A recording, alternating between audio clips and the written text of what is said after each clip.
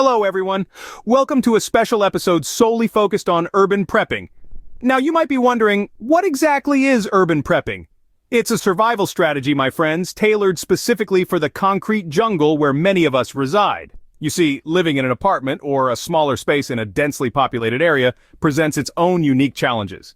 Limited space, close quarters with neighbors, and the hustle and bustle of city life all play a part.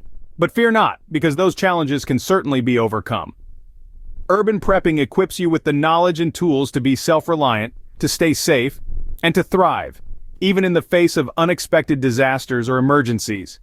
It's about strategically using the space you have, planning for the unexpected, and turning your urban dwelling into a fortress of survival. So, without further ado, let's dive into the unique risks associated with urban settings. Living in a city comes with its own set of risks. Unlike the open spaces of the countryside, urban environments offer a unique challenge for survival. The densely packed buildings, limited escape routes, and higher population density all contribute to a complex survival situation.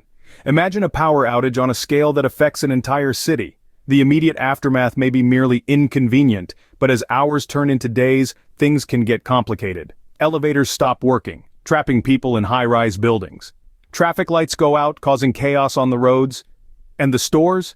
They run out of supplies faster than you can say emergency situation. Then consider the natural and man-made hazards unique to your locale.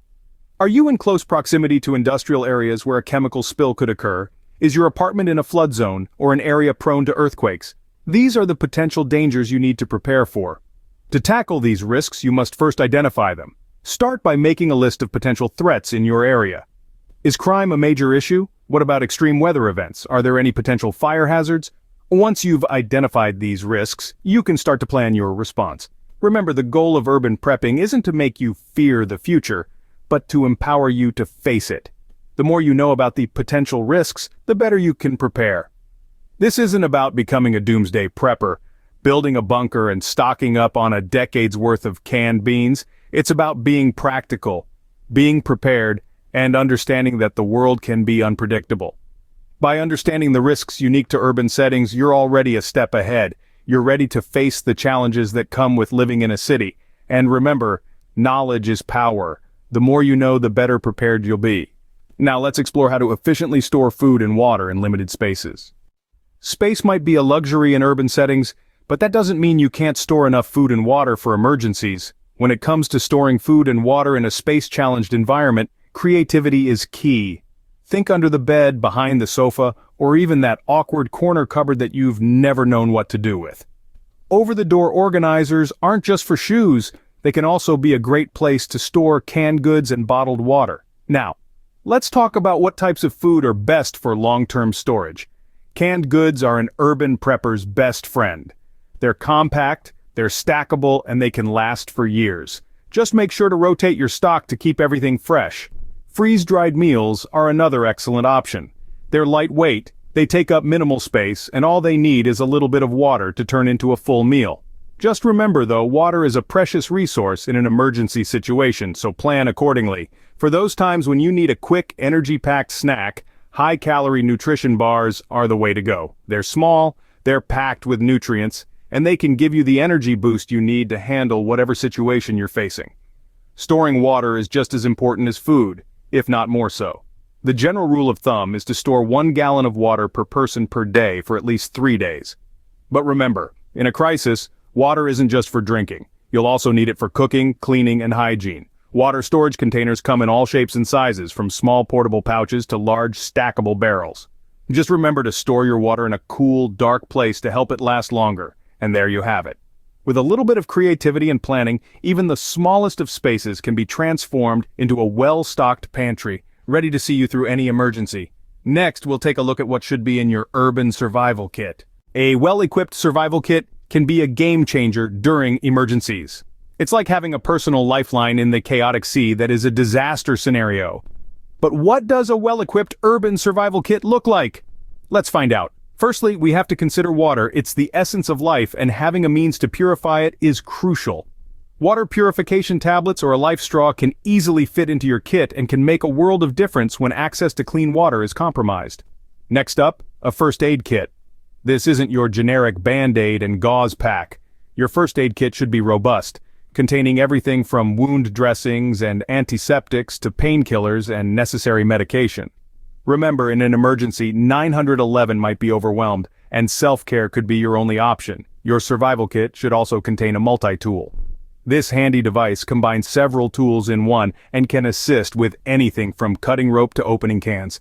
Think of it as your Swiss Army knife for survival situations. Let's not forget about light. Flashlights, preferably hand-cranked or solar-powered ones, are essential. They won't run out of juice just when you need them the most. And while we're on the subject of power, a portable radio can keep you informed about the situation outside, even when your Wi-Fi is down.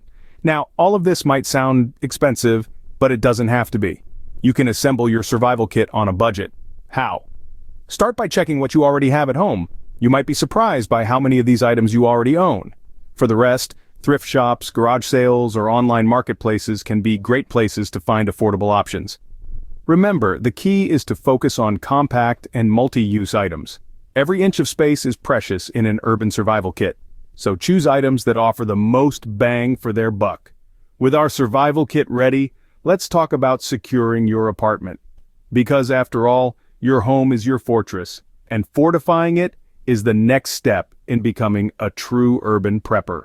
Securing your apartment is a crucial step in urban prepping. It's not just about locking doors and windows, but creating a safe haven that can withstand potential threats that come from living in a densely populated area. Start with the basics, your locks. Upgrading to high-quality deadbolt locks can make a world of difference. And don't forget about your windows. They can be vulnerable points of entry. Consider adding window security film or even security bars if your apartment regulations allow it. But what about when the threat is already inside? Fire safety is a paramount concern in apartment living. Smoke detectors are your first line of defense. Ensure they're working properly by testing them regularly and replace the batteries at least twice a year. A fire extinguisher is another must-have. It can contain small fires before they become unmanageable disasters. Make sure you know how to use it and check its pressure gauge regularly to ensure it's in good working order. If you're living on a higher floor, an escape ladder could be a lifesaver. It's compact, easy to store, and quick to deploy in case of a fire or other emergency that blocks your primary exit. It's also worth considering a safe or lockbox for important documents and valuables. In the event of a break-in or disaster, you'll have peace of mind knowing your most important items are secure. Lastly, don't overlook the importance of a good security system. Today's technology offers a range of affordable options, from doorbell cameras to full-fledged systems, providing an extra layer of protection. Remember, a secure apartment isn't just about keeping threats out. It's also about ensuring you can safely stay in or escape when the unexpected occurs. Now that your apartment is secure, let's focus on creating community and communication plans. In times of crisis, a strong community can be your biggest asset. We're social creatures by nature, and in urban environments, our neighbors can be a lifeline. Building relationships with those around you isn't just about friendship, it's about survival. In a disaster, resources can be pooled, skills shared, and collective action taken to ensure everyone's safety. So how do you foster this community spirit? Start by getting to know your neighbors. Understand their skills, their needs, and how you can help each other in times of crisis. Perhaps one of your neighbors is a nurse, another good at DIY, and another has a well-stocked pantry. Together, you can form a formidable team, but building relationships is only part of it. You also need to have a community emergency plan in place. This should include shared resources, agreed-upon meeting points, and an understanding of who is responsible for what. Remember, in a crisis, communication could be limited, so it's essential to establish these plans beforehand. Speaking of communication, let's move on to communication strategies. During a disaster, staying informed is critical, but with power outages and network disruptions, how can you ensure you stay in the loop? One way is through emergency apps. These are designed to work even when cellular networks are down, using satellite connections to provide updates. Examples include the Red Cross Emergency app or the FEMA app. Text alert systems are another good option. These can provide real-time updates on local emergencies via SMS, which often works when other networks fail. Make sure you're signed up for alerts in your area. Finally, don't underestimate the power of local community boards. These can be physical notice boards in your building or local online forums. They can provide hyper-local updates and are a great way to communicate with your neighbors. Finally, let's discuss evacuation and shelter-in-place strategies. In some emergencies, you might need to leave your apartment, while in others it's safer to stay put. This is the crux of understanding evacuation and shelter-in-place strategies. The choice between the two depends on the nature of the emergency. For instance, if a fire breaks out in your building, you'll need to evacuate. On the other hand, in the event of a chemical spill outside, you'll be safer sheltering in place. The key is to stay informed about the situation and make the best decision based on the information you have. Now let's talk about evacuation. The first step is to identify at least 2 escape routes from your apartment. Make sure these routes are clear of any obstructions and that you can navigate them even in the dark. Next, decide on a rendezvous point where you and your loved ones can meet if you get separated during the evacuation.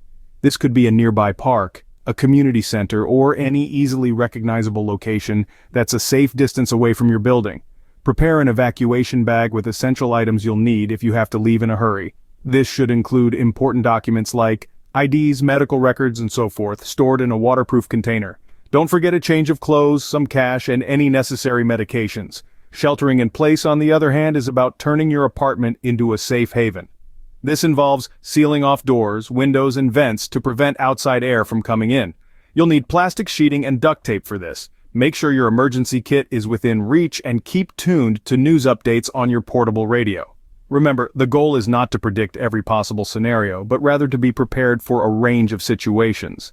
Evacuation and shelter-in-place strategies are not one-size-fits-all solutions, but guidelines to help you think through what you would do in different types of emergencies. Remember, effective urban prepping is about planning and adaptability.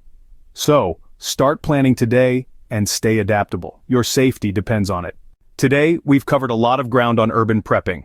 We've journeyed through the concrete jungle, identifying the unique risks and challenges that come with living in densely populated areas.